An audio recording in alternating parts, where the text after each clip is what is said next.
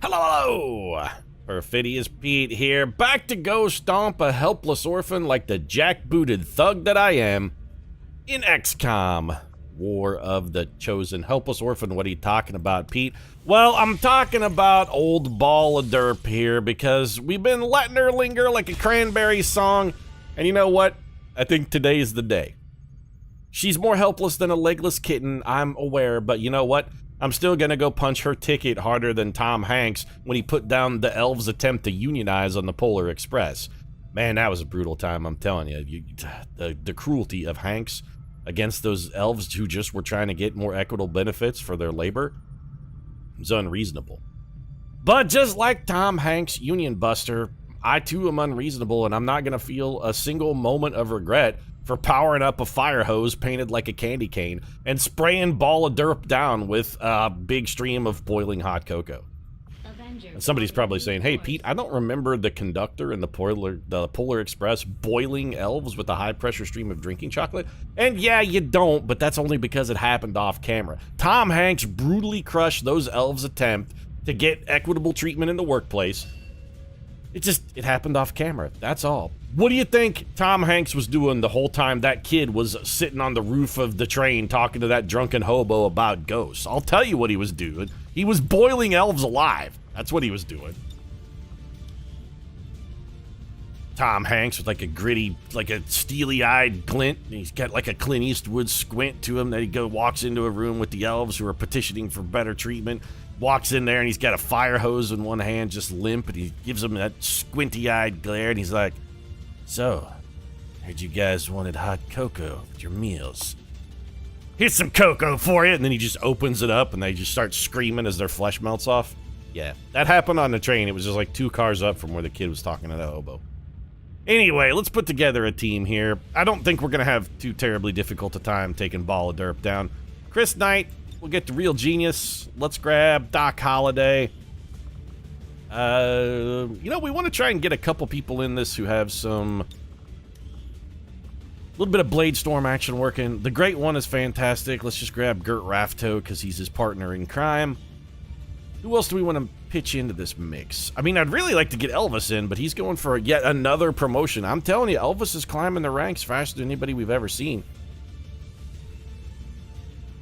Let's take the Ghost, and let's get Virgil No Eyes Adamson into this. I'd really like Virgil, these two, to finally come around.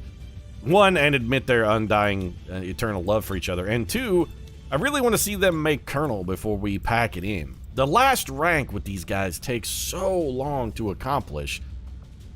But still, you guys have been steadfast companions. You've been tried and true. When we got out that fire hose and we're spraying those elves and burning them alive, you guys were right there having our back. You were the second man on the hose, helping us keep it under control. No Eyes, let's give you...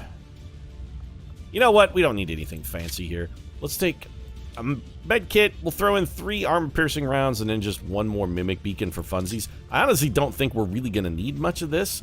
This one's going to be a raffle stomping. We're going to walk in there, kick old Ball of Derp in the ass, jam that candy cane painted fire hose right up her butt, and then turn it on full blast. We're going to boil her from the inside. She's getting a worse treatment than those elves did. Operation Hot Smoke. Yeah. Well, the only hot smoke's going to be pouring out of Ball of Derp's rectum when we're done with her ravaged corpse. Huh. Yeah, I forgot to turn off my Steam notifications. No thank you. I really don't want to play Counter-Strike Global Offensive, though. I appreciate the invite. Don't think I've played CSGO since like 2 weeks after it came out. I'm not even sure why I bought it. I think it may have been on a dare. By the way, if you're on Steam, maybe don't do that. Like, if you're playing a game and you're looking for somebody to play with, that's cool, but, like, jump on a Discord channel and ask first. Don't just randomly invite every single person on your friends list who owns the game. That's not cool, man. It's not cool. Don't spam. Don't be the human equivalent of spam. You guys getting your candy cane on? Infusing yourself with the power of Christmas? I'm assuming. Tom Hanks, Polar Express style. This is the magic of Christmas right here. It's giving us twice as much health as we're supposed to have and making us 3 times more effective a killer. This map layout is weird. You know what to do. Locking on to the So chosen this energy is... Uploading Can we the go this way? coordinates now. No. Understood. So that's closed off. We've got one way here. We've got one way here. Very unusual. We want to go through the one big double door? Or would we... You know what? I'd rather go through one big door. All right, everybody. There's not going to be any enemies in this room, so let's start moving. Real genius. Get you up here. No eyes. You know what? We're just going to park you right in front of the door. This is going to be fine. Mad Mardigan will park you right here. Anybody who hasn't finished up, just get into Overwatch. Let's get this show on the road and get this shit done, shall we? Those elves aren't going to kill themselves. Sounds like the enemies are behind us. All the more reason for us to not go that way. Any enemies in here? There's definitely going to be turrets in here, though, right? So let's send Doc Holliday in. Doc? Doc got nothing. Really? No turrets, then. I am, frankly, shocked. There's going to be enemies in this room, though. Yeah, I agree. Nobody's... The game is too clever to let us have this easy of a time of it. It's not going to let an opportunity for a little bit of bullshit fuckery go by the wayside. That's just not how XCOM works. XCOM gets an opportunity like this. XCOM cashes in. It doesn't let it fall by the wayside. Or it's going to let it fall by the wayside? I'm flabbergasted. Alright, chrysalids. See, we knew it would let it fall by the wayside. XCOM's way too clever for that.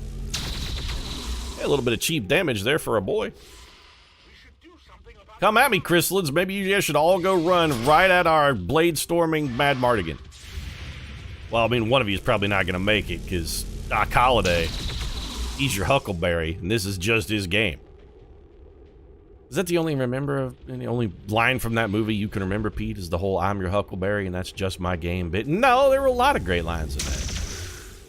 Actually, I think probably the best line that Doc Holliday gave in that movie were just the two words, "I don't." Where he's sitting there talking to Turkey Creek Jack Johnson, or possibly Texas Jack Vermillion, I don't remember because those two guys aren't especially distinct. But anyway, he was talking to one of those two guys. And the question is posed, he's like, geez, why do you do this, Doc? I mean, why are you in this big mess with the Cowboys and this potentially fatal, calamitous interaction? And Doc Holliday says, because Wyatt Earp is my friend. And Texas Jack Vermillion says, well, hell, Doc, I got lots of friends. And Doc says, I don't.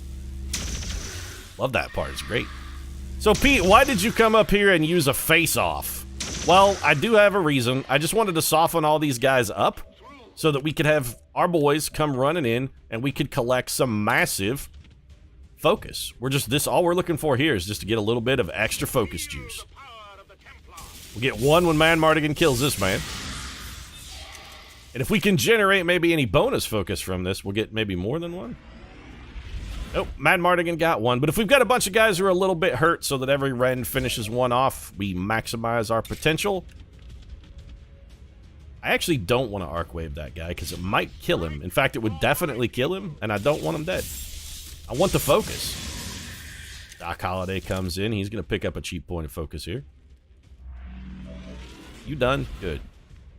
Ghost, we'd really rather have somebody who has Blade Storm pick up this last point. That's going to be Virgil Adamson. So, Verge, let's get you in here and get you off the Verge and onward to victory. Virgil Adamson is the only thing he's on the verge of is total and complete awesome. You know what? I don't think he's on the verge of that. I think he's pretty much there. He's got it locked in at this point. Doc Holliday will just have you parry. We don't really need to go anywhere else. Let's just close up ranks. Everybody run up to the front. May potentially still be some enemies behind us. Pete, are you going to backtrack and make sure you kill them all? You know, if I get an opportunity to go up to the next level and skip it without killing those guys, I probably will. Not hugely motivated to go for the 100% wipe on this one. I see a whole lot of benefit in that. All we're doing there is really just prolonging the amount of time we're going to need to... Prolonging the amount of time we'll have to spend between missions recovering, although this door is open. I don't necessarily like that. I'm gonna avoid that a little bit. I don't want to go over there where we may potentially pop a pod. I'll go quickly. Mad Mardigan, you're fast enough to run up here and just stay on Overwatch. We're looking for the exit. If we can skip some enemies, skip them. I know we were talking about getting EXP for the team earlier, but there's plenty of EXP to be had still. Destroyed your race with but a single command. The only drawback to doing this is the more stuff we skip, I guess the less focus we have when we do finally go in to fight Ball of Derp. Also, this way is not going to lead us to the Promised Land. It's far, but I can reach it. So we're going to have to come around over this way, huh? Alright. Power guides me. Ghost, are you... Yeah, nobody's fast enough to actually be where I want them to be, but I guess we'll just have to short the whole thing. Virgil. Standing in front of this door has no particular drawbacks. I can make it. As long as the door stays closed, we're in fine shape. Seems like we're in fine shape then. Move with arrogance. Well, I mean, is it arrogance, really? Would it be so hard? We are in their house. When you move confidently about your own abode, I don't really think you can qualify that as being arrogant. Just, you know, confident that you are the master of your domain. Well, this pod spawn could have gone better. So we got a 4-man pod coming in on us here, and then we've got what's going to be another very largish pod coming in to kind of ruin our day. So we need to get... What's the plan here, Pete? Okay, I do have a plan, and that plan involves Mad Mardigan. So these guys are all clustered up, and with one thunderous blast of his Ionic Storm ability, we could rack up a truckload of kills. The only difficulty with that is we need somebody who can bonus action him. Speaking of which, Mad Mardigan, who is that? You're like Gert Rafto is your boy, right? Yeah. Okay, so we need Gert Rafto to do one thing, then bonus action the Snowman after we get him a point of focus. Now, in order to get him a point of focus, we're going to have to get him a kill. So ideally, I think we want him to try and kill the Berserker. So let's take a lightning hand shot from the Ghost. Do we trust that everything's going to be dead at the end of this turn? And does Gert Rafto have a Mimic Beacon? He does. Okay, so this turn sorts itself. Patterson is actually going to stand right in place, and he's just going to fire out. He's got quick draw. He can soften this guy up enough with 3 pistol shots that our boy can run in and get him, and then we'll protect him post-turn. We can protect him with the, you know what? Actually, we don't need to do that. It's going to have him stand still and shoot 3, but we actually don't need to do that. What we're better off doing, the Rend might kill him, though. Well, if that Rend might kill him, then Mad Mardigan should definitely kill him, right? Yeah. Okay, well, that's even better. So, Mardigan, come be great again. Making Mad Mardigan great again. Perfect. That's max focus for Mad Mardigan. Juice it up. Oh, he's juiced, though. Now we got a bonus action Mad Mardigan. Also, let's get a parry off on you. So we have you parry, then we bonus action Mad Mardigan. Rafto, give your boy a little bit of extra killing juice. He's full focused. Also, he may be parrying even after he throws this Ionic Storm. That'd be great. Is Ionic Storm blocked by cover? It's blocked by cover. Well, it doesn't matter. We can still get 4. 12 to 8 damage here. We should be generating some significant kills with this. It also has the added benefit of us making far enough away from that purifier that he won't kill us if he explodes when he dies. And we got 1 kill out of that. That's it. We got 1 kill. 1 goddamn kill. Got it. Let's go. I'm actually sort of furious, though. I really expected that to do better.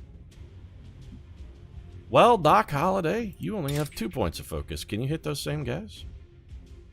No, because you'd need to be... Well, you'd need either a bigger Ionic Storm, or you'd need to be in the tile that your boy is in.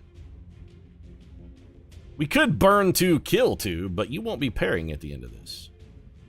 That's problematic.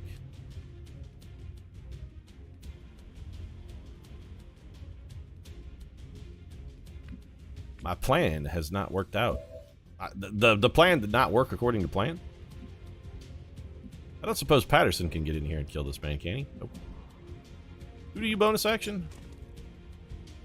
Well, you do have a great bonus action, though, because you could bonus action Virgil Adamson. So, Adamson, I guess we're going to have you come in here. I don't suppose there's any chance you could arc wave off of this man. Okay, this is helpful. Come in here and get a little piece. Or a relatively big piece, considering you stunned him. That was supremely helpful. One focus, we generated an extra point of focus. Now, that's truly interesting. We're going to take our parry here. So, Doc Holliday. We can't get anything out of you without actually taking that bonus action. And you know what? I don't want to. Kill this Elite Lancer. A little bit of lightning hands. Doc Holliday never misses. He's the greatest pistolier since Wild Bill. And then I think we Arc Wave, double back on the Arc Wave over here. Arc Wave into the Shield Bearer. We're killing the Elite, getting ourselves a point of focus. We're going to do some damage to the Shield Bearer. We also got rid of a little bit of cover over here, which is helpful as well. Doc Holliday's max focused. He's going to go into the final fight fully juiced, because I don't think we're going to have a need for another Ionic Storm. We may not even... I was thinking... well, never mind. I was actually considering the fact that we might not necessarily need... I would really rather you just bonus action Virgil. Thinking about the fact that we might not necessarily need to use that Mimic Beacon, but out of an abundance of caution, it just seems like the smart thing to do. Give the Shield Bearer a whack. He's down. We got a lot of damage on this guy. Now we're still parrying, and we're as close as possible, picking up an advanced stock, as close as possible to this Stun Lancer, which means he's most likely to come at us right through our Blade Storm.